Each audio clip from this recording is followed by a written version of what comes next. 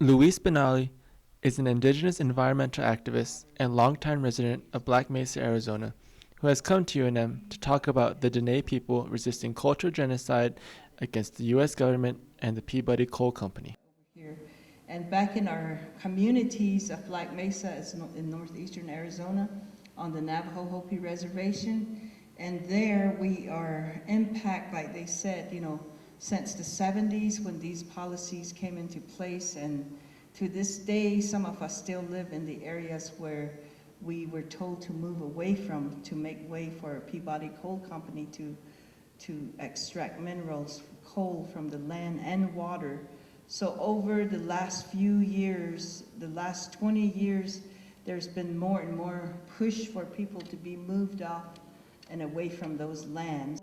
Besides attempts to buy out Big Mountain and Black Mesa residents, Benally says that there are other problems too. As of today, Peabody Coal Company is still operating on Black Mesa. They want to expand more of the land for coal development, and in the meantime, they're pumping out lots of groundwater known as the Navajo Aquifer, and those are being depleted. The resources are being depleted, but in our interpretation to this as Indigenous people is that the earth needs those resources to exist and be in balance. But if we were to totally deplete it, then it's going to lose its course of balance, and that's what you're seeing today known as climate change. The event was put together by not just the Kiva Club, but also by the Black Mesa Indigenous Support, who do their best to personally help the Dene people on their land.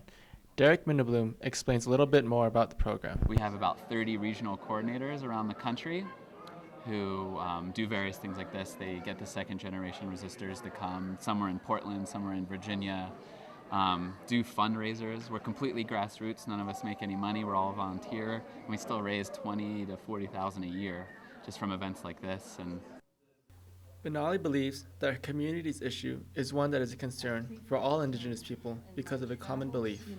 Talking with people wherever, like Montana, Washington, Minnesota, Wisconsin, and those areas, the traditional people, we have a different understanding about the earth. The earth is our mother and it's our provider. And if we should kill her, then who will provide for us? Where will we go? That's kind of like a broader concern of Native American people that I come across. President of the Kiva Club, Stephanie Salazar, thinks that it's very important for people to hear Benaly's story. It's definitely important to have that story shared here so that we all, all the students here, the community here, we don't forget that this is something that's going on. Because over here, I think going to school here in Albuquerque, you're kind of disconnected from the community in a way unless you go home frequently. But you tend to forget about these issues that are, continuous over there, these things that they deal with every day. Benally explains why she thinks she needs to educate the younger generation and what she hopes her listeners walk away with. To me, it's like we went a full circle from the technology world now back to the basics. So we have to reintroduce a lot of the survival techniques to our younger generation. So a lot of my work is revolving around that also. Probably to get them to understand that there's a big need for finding other ways to exist besides, just